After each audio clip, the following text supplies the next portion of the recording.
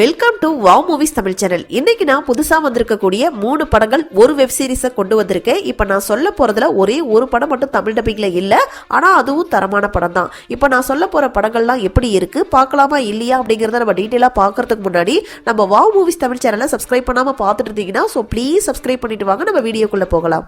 இப்போ நம்ம ஃபர்ஸ்டா பார்க்க போற படம் இந்த வாரம் ஓடிடியில் ரிலீஸ் ஆன ஆசாதி அப்படிங்கிற ஒரு மலையாள த்ரில்லர் படம். இந்த படத்துடைய ஆன்லைன் ஸ்டோரி என்னன்னா, நம்ம படத்துடைய ஹீரோயின் பிரெக்னெண்டா இருக்காங்க, அவங்கள ஜெயில கொண்டு வந்து அடைக்கிறாங்க. அதுக்கு காரணம் என்னன்னா, அவங்க ஒரு கட்சி தலைவருடைய பையனை கொலை செஞ்சுட்டாங்க அப்படின்னு சொல்லிட்டு தான் ஜெயில கொண்டு வந்து போடுறாங்க. இப்ப ஹீரோயினுடைய அப்பாவும் ஹீரோயினுடைய கணவரும், அதாவது நம்ம ஹீரோவும் ஹீரோயினை காப்பாற்றணும் அப்படிங்கிறதுக்காக சில வேலைகளை எல்லாம் பண்றாங்க. அதாவது பிரிசன் பிரேக்குக்கு பிளான் பண்றாங்க. எதுக்காக அப்படின்னா, காலம் ஃபுல்லா ஹீரோயின் ஜெயிலுக்குள்ளேயே இருக்கக்கூடாது அப்படிங்கிறதுக்காக தான் இந்த விஷயத்தை பிளான் பண்றாங்க. ஆனா இந்த விஷயத்தை ஜெயிலுக்குள்ள வச்சு பண்ண முடியாது.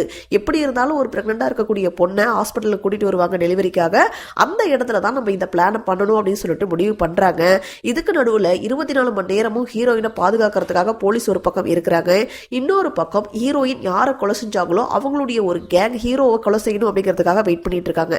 இதுக்கு நடுவுல இவங்க போட்ட பிளான் சக்சஸ் ஆச்சா இல்லையா, கடைசியா ஹீரோயினை காப்பாத்தினாங்களா இல்லையா அப்படிங்கிறது தான் இந்த படத்துடைய மீதி கதை. சோ இந்த படத்துடைய பாசிட்டிவ் அப்படின்னா, இந்த படத்துல நடிச்சிருந்த எல்லாத்துடைய ஆக்டிங்கும் சூப்பரா இருந்துச்சு. ஹீரோவை பத்தி சொல்லணும் அப்படின்னா, மஞ்சுமல் பாய்ஸ்ல அந்த குகைக்குள்ள மாட்டிக்கு வர இல்லையா, அவர் தான் இந்த படத்துல ஹீரோவா நடிச்சிருக்காரு. அவருடைய ஆக்டிங் சூப்பரா இருந்துச்சு. லால் அவர்களுடைய ஆக்டிங்கா இருக்கட்டும், இல்ல அட்வொகேட்டா ஒருத்தர் வருவாரு, அவருடைய ஆக்டிங் சூப்பரா இருந்துச்சு. ரெண்டாவதா, இந்த படம் ஸ்டார்ட் ஆனதுல இருந்து த்ரூ அவுட் கிளைமேக்ஸ் வரைக்கும் பெருசா எங்கேயுமே போர் அடிக்கல. நல்லா இன்ட்ரெஸ்டிங்காவும் என்கேஜிங்காவும் கொண்டு போயிருந்தாங்க.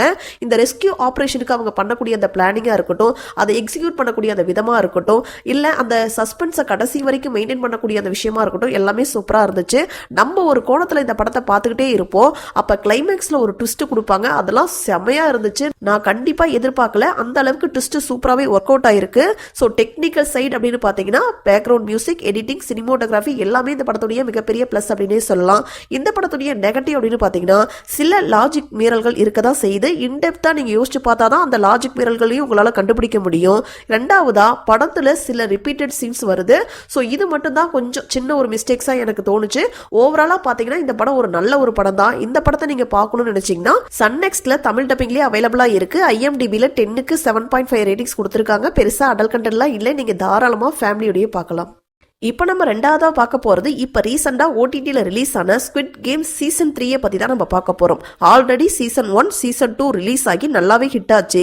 இப்போ சீசன் 3 ரிலீஸ் ஆயிருக்கு. சீசன் 3 உடைய ஸ்டோரி என்ன அப்படின்னு பாத்தீங்கன்னா, சீசன் 2ல எங்க முடிஞ்சதோ அதனுடைய தொடர்ச்சி தான் சீசன் 3. சீசன் 2 பொறுத்த வரைக்கும் இப்போ ஹீரோவுடைய ஃப்ரெண்டை சுட்டு கொண்டுடுவாங்க. அந்த ஓட்டிங்கும் பாதியா நிறுத்தப்பட்டிருக்கும். அதை கண்டினியூ பண்ணி தான் இப்போ சீசன் 3ல ஸ்டார்ட் பண்ணியிருக்காங்க. ஸோ ஓட்டிங் நடக்குது, அதுலயும் 4வதா ஒரு கேமையும் இன்ட்ரோடியூஸ் பண்றாங்க. சோ அதுல தான் அந்த ஃபர்ஸ்ட் எபிசோட் போயிட்டு இருக்கு. சோ இப்போ நம்ம ஹீரோவை காப்பாற்றணும் அப்படிங்கிறதுக்காக இதுக்கு நடுவுல ஒரு குரூப் வந்து நம்ம ஹீரோ இருக்கக்கூடிய ஐலாண்டை தேடி வந்துட்டு இருக்காங்க. சோ அவங்க ஹீரோ இருக்கக்கூடிய இடத்தை கண்டுபிடிச்சாங்களா இல்லையா, ஹீரோவை காப்பாத்தினாங்களா இல்லையா, கேமை ஸ்டாப் பண்ணாங்களா இல்லையா, இதுக்கு நடுவுல கேம்ல என்னென்ன மாதிரியான சம்பவங்கள் நடந்துச்சு அப்படிங்கிறது தான் இந்த வெப் சீரிஸ் உடைய மீதி கதை. சோ இந்த வெப் சீரிஸை பொறுத்த வரைக்கும் ஒரு குரூப் ஆஃப் பீப்புளை ஒரு இடத்துல கொண்டு வந்து அடைச்சிருவாங்க. அவங்களுக்கு ஒரு கேம் கொடுப்பாங்க. சோ அந்த கேம் உடைய ரூல்ஸை ஃபாலோ பண்ணி யாரு ஜெயிக்கிறாங்களோ அவங்க அடுத்த லெவலுக்கு போக முடியும். டோட்டலா மொத்தமா எல்லா கேம்லயும் யாரு ஜெயிச்சு உயிரோட இருக்காங்களோ அவங்க தான் அந்த கேம் உடைய வின்னர் அப்படின்னு சொல்றாங்க. அவங்களுக்கு சில அமௌண்ட் ஆஃப் பணமும் கிடைக்கும். தோத்தவங்களை அவங்க சுட்டு தள்ளிடுவாங்க. சோ இதுதான் பேசிக்கா இந்த கேம் உடைய ரூல். இதுக்கு நடுவுல இந்த கேமை ஸ்டாப் பண்ணணும் அப்படிங்கிறதுக்காக ஆல்ரெடி இந்த கேமை விளையாண்டு ஜெயிச்ச நம்ம ஹீரோ திரும்பவும் இந்த கேமை விளையாடுறதுக்காக உள்ள வராரு, ஸ்டாப் பண்றதுக்காக உள்ள வராரு. ஒரு சுச்சுவேஷன்ல இந்த கேமை கண்டினியூ பண்ணக்கூடிய ஒரு சுச்சுவேஷனும் அவருக்கு வருது. இந்த மாதிரியான சுச்சுவேஷனுக்கு ஏத்த மாதிரி நம்ம ஹீரோ நல்லா சூப்பராகவே நடிச்சிருக்காரு. ஹீரோ மட்டும் கிடையாது, வில்லனா இருக்கட்டும், இந்த குரூப்ல ஒரு 10 பேரை காட்டுவாங்க. அவங்களுடைய ஆக்டிங்கும் நல்லா சூப்பராகவே இருந்துச்சு. ஸோ இந்த சீசனை பொறுத்த வரைக்கும் மொத்தமாவே ஒரு 3 கேம் விளையாடுறாங்க. அந்த 3 கேமுமே நல்லா இன்ட்ரெஸ்டிங்காகவும் த்ரில்லிங்காகவும் கொண்டு போயிருந்தாங்க. சீசன் 2 கூட கம்பேர் பண்ணும்போது சீசன் 3 நல்லா இன்ட்ரெஸ்டிங்காகவும் இருந்துச்சு. நிறைய கேம்ஸ் விளையாடுற மாதிரி கொண்டு போயிருந்தாங்க. சீசன் 2 பொறுத்த வரைக்கும் அதிகமா அந்த ஓட்டு போடுற அந்த பார்ட்டியை அதிகமாக காட்டியிருந்தாங்க. ஆனா சீசன் 3ல அந்த கேம் எல்லாம் மோஸ்ட்லி கான்சன்ட்ரேட் பண்ணி காட்டியிருந்ததுனால நல்லா இன்ட்ரெஸ்டிங்காகவே இருந்துச்சு.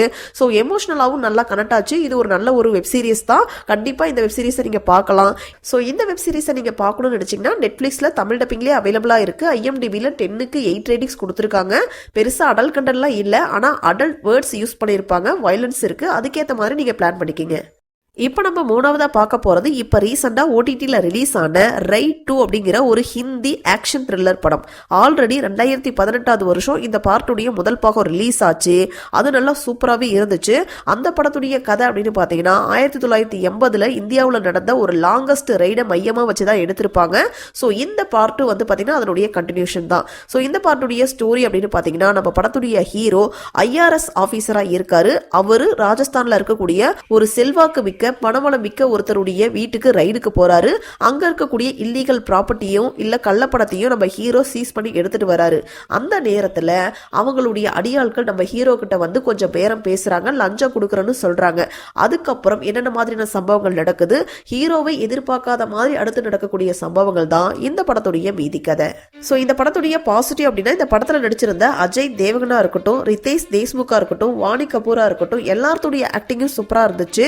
இந்த படத்துடைய செகண்ட் ஹாஃப் வந்து நல்ல இன்ட்ரெஸ்டிங்காகவும் என்கேஜிங்காகவும் பரபரப்பாகவும் கொண்டு போயிருந்தாங்க. 1980 காலகட்டத்தில் நடக்கக்கூடிய கதை அப்படின்னு நம்ம நம்புற அளவுக்கு ஆர்ட் ஒர்க்கும் சூப்பராக இருந்துச்சு. பேக்ரவுண்ட் மியூசிக்கும் இந்த படத்துடைய மிகப்பெரிய ப்ளஸ் அப்படின்னே சொல்லலாம். இந்த படத்துடைய நெகட்டிவ் அப்படின்னு பார்த்தீங்கன்னா செகண்ட் ஹாஃப் அளவுக்கு ஃபர்ஸ்ட் ஹாஃப் வந்து நல்லா இன்ட்ரெஸ்டிங்காக பரபரப்பாக கொண்டு போகல. ஓரளவுக்கு ஒரு நார்மல் ஸ்பீடில் தான் கொண்டு போயிருந்தாங்க. முதல் பாகமான ரெய்டு அளவுக்கு இந்த படம் வந்து பெருசாக சூப்பர் வாவ் அப்படின்னு சொல்கிற அளவுக்கு இல்லை அப்படின்னாலும் கண்டிப்பாக ஒன் டைம் பார்க்கலாம் அப்படிங்கிற கேட்டகரியில் இருக்கக்கூடிய படம் தான். இந்த படத்தை நீங்க பார்க்கணும்னு நினைச்சீங்கன்னா நெட்ஃபிளிக்ஸ்ல அவைலபிளா இருக்கு. IMDbல 10க்கு 7 ரேட்டிங்ஸ் கொடுத்துருக்காங்க. பெருசா அடல்ட் கண்டென்ட்லாம் இல்லை, நீங்க தாராளமா ஃபேமிலியோடய பார்க்கலாம். இப்போ நம்ம நாலாவதா பார்க்க போற படம் இப்போ ரீசெண்டா ரிலீஸ் ஆன டேக் கவர் அப்படிங்கிற ஒரு ஹாலிவுட் த்ரில்லர் படம். இந்த படத்தை 2024 வருஷமே ரிலீஸ் பண்ணிட்டாங்க. பட் இப்பதான் தமிழ் டப் பண்ணி ரிலீஸ் பண்ணியிருக்காங்க. இந்த படத்துடைய ஒன்லைன் ஸ்டோரி என்னன்னா நம்ம படத்துடைய ஹீரோ ஒரு டேலண்டான ஸ்னைப்பரா இருக்காரு. அவருக்கு ஒரு ஃப்ரெண்டும் இருக்காரு. அவரும் இதே வேலையை தான் செஞ்சுட்டு இருக்காரு.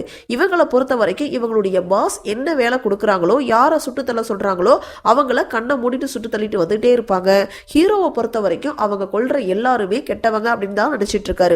ஒரு கட்டத்துல ஒரு நாள் நம்ம ஹீரோவை சிலர் சுட வரும்போது ஒரு லேடி குறுக்க விழுந்து இறந்து போயிடுறாங்க. அந்த நேரத்துல தான் நம்ம ஹீரோ இந்த வேலையே விட்டுறலாம் அப்படின்னு சொல்லிட்டு யோசிக்கிறாரு. இப்படி வேலையவே விடலாம் அப்படின்னு நினைக்கும் போது கடைசியா ஜாலியா என்ஜாய் பண்ணிட்டு வரலாம் அப்படின்னு சொல்லிட்டு அவருடைய பாஸ் புக் பண்ண ஒரு பென்ட் ஹவுஸ்லயே போய் இவரும் அவருடைய பார்ட்னரும் தங்குறாங்க. அந்த இடத்துல அவங்க எதிர்பார்க்காத நிறைய சம்பவங்கள் நடக்குது. அதுதான் இந்த படத்துடைய மீதி கதை. சோ இந்த படத்துடைய பாசிட்டிவ் அப்படின்னா இந்த படத்துல நடிச்சிருந்த எல்லாத்துடைய ஆக்டிங்கும் சூப்பரா இருந்துச்சு. அந்த கன் ஷாட் போர்ஷன் எல்லாமே ஓரளவுக்கு நல்லா இன்ட்ரெஸ்டிங்காகவே கொண்டு போயிருந்தாங்க. ஸோ இந்த படத்தில் அடுத்து என்ன நடக்க போகுது அப்படிங்கிறத கெஸ் பண்ணுற மாதிரி தான் கொண்டு போயிருந்தாங்க. பட் ஒன் டைம் பார்க்கலாம். மொத்தமாகவே ஒரு 1.5 மணி நேரம் படம் தான். சீக்கிரமாக பார்த்து முடிச்சிடக்கூடிய ஒரு படம் தான். இந்த படத்தை நீங்கள் பார்க்கணும்னு நினச்சிங்கன்னா புக் மை ஷோ ஆப்பில் ஆன்லைன்லேயே அவைலபிளாக இருக்கு. IMDbல 10க்கு 5.1 ரேட்டிங்ஸ் கொடுத்துருக்காங்க. பெருசாக அடல் கடல்லாம் இல்லை, நீங்கள் தாராளமாக ஃபேமிலியோடய பார்க்கலாம். ஸோ இதே மாதிரி சூப்பரான படங்களை பற்றி நீங்கள் தெரிஞ்சுக்கிறதுக்கு நம்ம வாவ் மூவிஸ் தமிழ் சேனலை மறக்காமல் சப்ஸ்கிரைப் பண்ணுங்கள், லைக் பண்ணுங்கள், ஷேர் பண்ணுங்கள், கமெண்ட் பண்ணுங்கள். தேங்க்யூ.